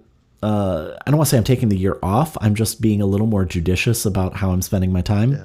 Yeah. Again, I'm finding myself less drawn to big races and just more. I just want to have some adventures. Yeah. And so I need to have time to do that. And when you're training for a 100-mile race every single weekend, you're doing, another fucking long run. And like, it just doesn't. Or you just do like me, Jamison. You just don't train and you just show up and go, fuck it. Fuck it. I'm just going to go. Well, that was my marathon. That was my Philmont Trail Marathon this year. And, which went great until mile 20 when I sprained my ankle really bad and had to literally hobble 6 miles down the most beautiful switchback trail that would be just gorgeous running trail. Yes. To get to the finish line because my ankle, like, it blew up. It was ugly. Yeah. Hey, we're going to get to the end here. I want to be respectful of your time. Before we do, one more thing on Arrowhead 135. You had the Minnesota flag on your sled. Yes. Yep. Tell us why you did that. Well, at the time, so on the way up to Arrowhead, we headed up there on Saturday morning, and it was the Saturday when Alex Preddy was killed. And we were coming up to Hinckley, and we stopped at Hinckley to get gas and some snacks. And just before this, my wife had kind of started relaying to me text messages she was getting about what was going on. And I'd already decided to bring the flag with me. Like, Okay. This was the whole Renee Good thing had happened already. I work in the public sector. I see what the impact that, this authoritarian takeover was having on our community. And I remember we pulled into the Quick Trip in Hinckley, and I told Lisa, I said, I almost turned around when she was telling me the news about Alex Peretti. I'm like, I almost turned around, and because I felt like, why am I going up to do this when paralyzed? We felt paralyzed. Yeah. I mean, our city is under siege. Yeah. And I kind of said, there's nothing we don't even know the full facts at this point. Literally, we're getting texts as it's happening. So we kept going, and I felt like it was important to represent what Minnesota has become now in our world, what Minnesota has come to represent as a place of solidarity for supporting our people, supporting our neighbors, caring for one another. And the flag, it's not in the camera view right here, but I have a Minnesota flag hanging on the wall over here. It has become a symbol for that, everything that I think we saw that was good that happened over these past few months. And so that's a flag I am proud to fly. And I wanted to represent that as I was doing Arrowhead. So yeah. Well, thank you for doing that. I saw that post, and I got a little choked up. We live in South Minneapolis. We live blocks. These are our neighbors, our friends, and our community where all this is happening. And so I talked with the owner of Terra Loco, the running shoe store, Tiffany, last couple weeks ago, and she's all over it with her business and supporting it. After a while, it's just like you can't not do anything. You got to stand up. You got to do something. And it's like you say, in Minnesota, we're all about all are welcome here, man. We love you all, and we're going to look out for you all. You're all going to be our neighbors and our friends, and that's what made it hurt so much, I think. Okay, enough of that. I got getting to the end here. Sure. I like to ask people some of their other hobbies. I'm looking behind you, Jamison. I'm envious of your wall. You can see, I see the mandolin. We've got 2 acoustic guitars. Are those Taylors? What are those? So there's mandolin, there's an Ibanez acoustic guitar, and then this is a Fender acoustic bass. Fender acoustic bass. Do you play? Is that you or Lisa? That's me. And then I've got an electric bass here on the floor behind me as well, too. That's kind of out of view. So, are you still active with your music? Do you play a lot? Or I putz around a bit. Some friends of mine, running friends, Mike Barton, Pete Schnorbach, we get together and just kind of futz around a bit. I was very active many, many years ago in college. I was in bands and things like that. Same. So now it's just more I play because I want to play and enjoy it. So what kind of music do you guys play? Kind of more like bluegrassy folk kind of stuff. So like merging Moby over into like some Avid Brothers, Decemberists, National Park Radio. Trampled by Turtles is one of my all-time favorite groups. Right. Next time you get together, call me up. I had a buddy of mine who we were in a band together at my former job. He pinged me, and he's this fantastic singer, just a gorgeous voice. He wants to do music again, so I'm like, all this shit behind me that's all dusty, I got to dust it off and get going with it again. Yep. So it's been too long. I listened to your 10 Junk Miles podcast, so I have.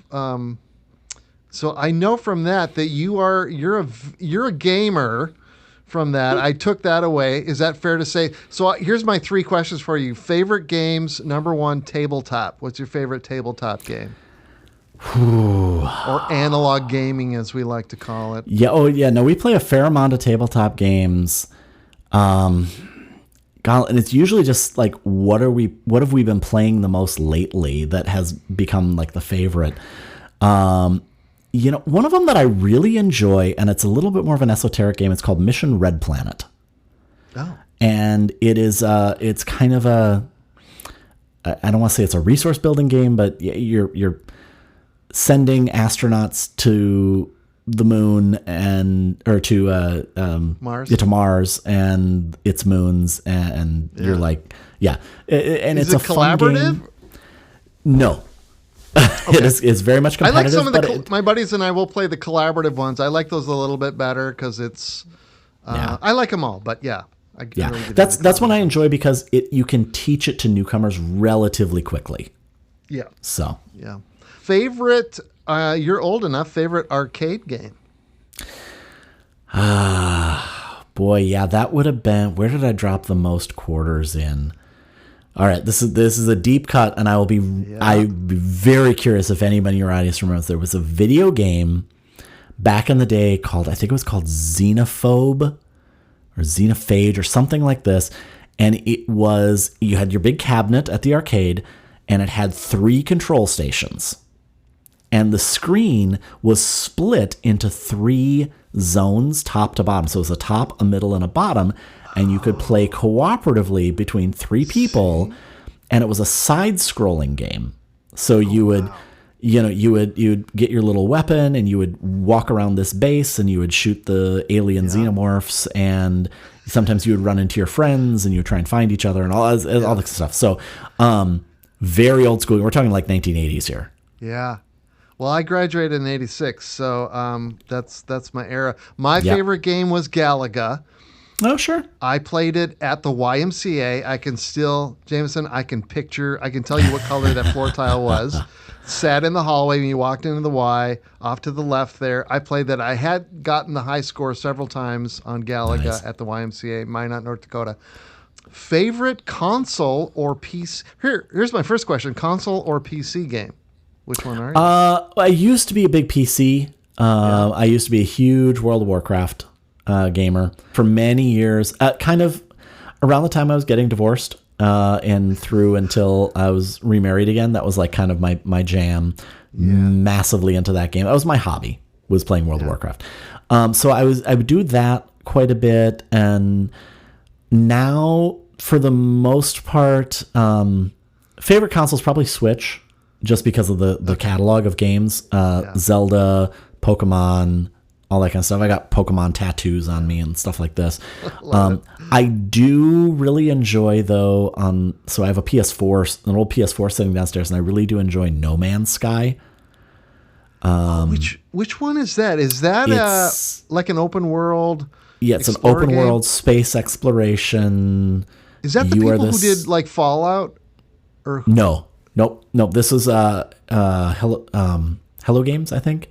Okay. I don't think I played that one. Yeah. It's a procedurally generated universe. So like I've heard of that. Yes, you zoom around and you encounter, like, it just procedurally generates planets. There's billions of planets out there. I have to go get that one. So I'm a PC guy. I do have a console. I haven't upgraded them in a while. It's probably a PS3 and an Xbox, whatever, the 2 generations ago. But my PC was my jam, and it was Half-Life. I loved Half-Life. It's like a cult. It's like I still dream about it. I just like that world. I just wanted to live in that world. It was so freaking cool. I love that game. And then I've gotten into Fallout, things like that. I like the exploratory games where you get to, like you're saying, No Man's Sky or whatever. Yeah. I like these worlds where you just get to explore. It takes your mind off of things, doesn't it? Yeah, and I'm an old school geek, so I'm big Star Wars, big Star Trek fan, and Star Wars wise, there's the Star Wars Jedi Fallen Order and the second one. There were 2 of those that came out, and those are they're not open world necessarily, but you get to jump around with a lightsaber. So you get a lightsaber. I mean, come on, guys, it doesn't get better than that. Yeah. I got 2 more questions for you before I let you go. I know I'm running a little bit long here. This comes straight out of your podcast you did with your buddy Scotty. Jamison, have you ever encountered something unusual taped to trees during a trail race? Oh, God. You got to tell that story. Yeah, so the Chippewa 50K, we're running, and my wife had gone out just for a casual run before this, so she was seeing all this too. And so somebody had decided to tape or staple hardcore pornography. Like the kind of magazines that, you just, they don't even make anymore, but like hardcore pornography onto the trees along the course. And there was some kind of manifesto that in notes that were written underneath because this person had some grievance with somebody in a nearby town. Like, it just was like... You got to be kidding me. Did you ever find out who or... No. My as my wife was coming back from her run, she just kind of took them all down and threw them away. But that's nice of her. Yeah. Oh God, I heard you say that on the other podcast. I thought that was awesome. So I like to close these with my little segment I call 5 favorite pieces of gear. So Jamison, give me your 5 favorite pieces of gear you like to have when you go for a run. Now it can also include if you go for a run with a sled. I will allow that, but everybody likes to talk about gear, so we do that at the end. We talk about your 5 favorite pieces of gear. Well, I think first and foremost, Path Project shorts. I've been a big supporter of Path Projects for a long time. I know Floor Skierman, one of the main guys there. Like, I've been on their radar for a long time. I was part of their ambassador program for a while. Path Project shorts, those are my go-to shorts all summer long, or as soon as I can, we'll start wearing shorts. So that would be number 1. This next one is kind of a new thing. I have 2 new ones that I've actually discovered very recently. One is the Salomon Advanced Skin 12. I used to be an Ultimate Direction guy for my hydration pack. And this last year, I discovered the latest version of the Salomon hydration pack, and they finally fixed everything that I had problems with it when I was tried it on in the past. And that is a great vest. The latest Advanced 12, like, it's awesome. I am also a Salomon vest guy. I had the 5. I bought the 12. The only thing I didn't like about it, Jamison, was on the older 5. It had a little pouch in the very back, just a little tiny pocket that was stretchy that would fit my drone. And so you know what I did? I sewed on a little stretchy patch on the inside to the 12. I filmed it. I got to get it launched on my YouTube channel. I did a little instructional video on how to add that, and now it's perfect. I absolutely love it. Yeah, that's a great vest. I love Salomon. That's a great vest. Yep. They're just designed so well. They just fit. I'm not a skinny little runner, so they still fit me very well. Love it. Yeah. Headlamp-wise, I was always a Black Diamond guy for a while, and then this last year I discovered Phoenix, F-E-N-I-X, headlamps. They probably could win an award for the worst product naming ever. It's like the HM62T- R something, like that rolls off the tongue. it's not quite like Speed Goat. It's no. But this light is amazing. It's a little bit bigger and heavier. It can rotate down. The thing that I love about it though is it has 2 modes. One of them is the standard white light, and it has multiple levels of light for that. But then it has a warm light, a yellowish warm light. And if you are a runner in wintertime or a hiker in wintertime, and you're going to be out for long periods of time, being able to switch to a warmer tone when all you're staring at is white snow that's reflecting back at you, absolutely amazing. Wow. Absolutely amazing. So, so that would be that. That's 3. Shoe wise, I experiment with other shoes, but my mainstays are the Ultra Timp 5s, or the Ultra Timps, I should say, the Ultra Timp series. Was not happy with the Ultra Timp 4s. The 5s have been okay. The 6s seem to be fine. The 2.5s were my favorite, or 2s were my favorite of all time. Those were amazing, but you obviously can't get that anymore. And then, just one other piece that's a piece of favorite gear. It's not a requirement. I don't wear hats all the time, but I have a Path Projects hat that was co-designed with Billy Yang, and it has like topo lines on it. Oh. So like topographic lines Yeah, yeah. as a design. So it's like a black hat with these red topographic lines. I am a huge fan of topo lines in terms of artistic design. The tattoo on my left arm is a topo line kind of compass rose kind of thing. Awesome. And that's just like, I mean, it's just a hat, you know? Yeah. It's a hat that fits me, and it's a comfortable hat. But it's the design of it that I'm just like, just like love the look of this. Yeah. Sometimes we just like things. We don't know why. A lot of things I like. My wife's like, "Why do you like that?" I don't know. I just like it. I just, you know, I vibe with it. Well, and we'll give a shout out. Garmin watches, Garmin Phoenix. I'm a big Garmin guy. There you go. Got it. I'm a Coros guy, but I get it. I have nobody's perfect. A lot of my friends are Garmin people. I get it, but you know, I like my little Coros. It's fine. Yeah. Well, Jamison, thank you so much. This has been an absolute delight to chat, get to know you a little bit better. Wish you luck this year with your races. I assume you're doing the 50 women for 50K again this year, or? Yep, it's registration's already opened up. I think we got almost a dozen women already signed up in the program. So, yeah. I will, and I'm going to include a link to the. Do you have a link to the film? It's March 29th. Fire. Yep. Well, the name of the film is called Fire. 50 women run 50K. Yep. Got it. Yeah, I'll send you a link. Yep. Yeah, I'll put that in the show notes. But I might. I don't know if we're going to be in town or not. If we're in town, I'm going to try to make it up to that. But awesome. I'm also going to try to. I know you know Heather, was part of that. And I'm going to try to get her on the pod as well, because I know she's got some great stories. She was down at Terra Loco, did Resolution Night. Oh, she was one of the speakers. So John was a speaker, I was a speaker, Mandy Hansel, and then Heather was too. So. Oh, that's awesome. Yeah. So, well, I've got my jammies on. I guess I'm probably going to head to bed soon. So thanks for staying up, for joining me. I really appreciate it. Not a problem. Thank you so much. I appreciate the opportunity.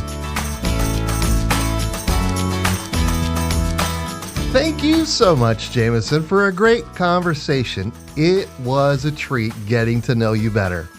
I'll have links in the show notes for his races, his photography, and his fantastic blog called Second Runnings, where he posts race reports, photos, and generally very cool stuff about what is happening in his world. I will also have a link to the film premiere of Fire, which is happening on March 29th. And hey, let me know what you think of these Running Out Loud segments. Do you love them? Do you hate them? Send me a DM on Instagram. It's always good to hear feedback in order to make these things as good as they can be. Well, that's it for this time. Until next time, cheers and take care. Keep that forward momentum going. Keep running, pedaling, pulling that tire or sled, or whatever it is that you're working on. You know, finish lines don't have to have banners and fancy medals. Sometimes they're invisible and live within us. Keep pushing, you will get there.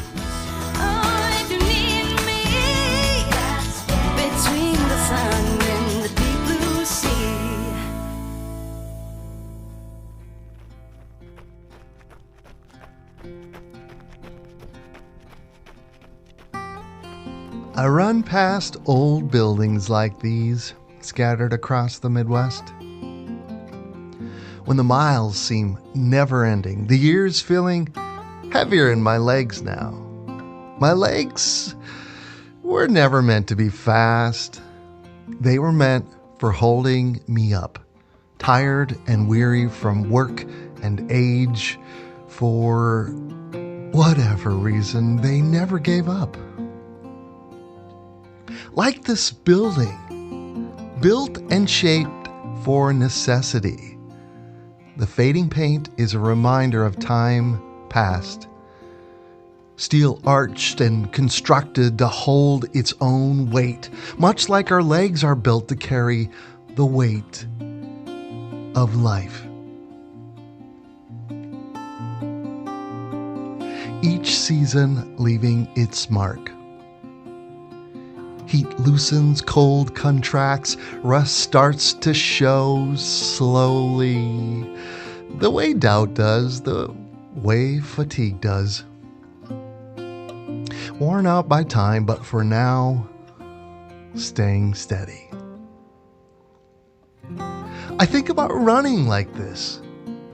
Maybe it's not the glory miles, but the quiet ones. The miles that don't make sense is where the why resides. Some days you're strong and open. Some days you're boarded up, doing just enough to stay standing. And maybe that's what endurance really is. Not chasing newness, not outrunning age or weather, but showing up again with what you have left. Bent, weathered, still moving.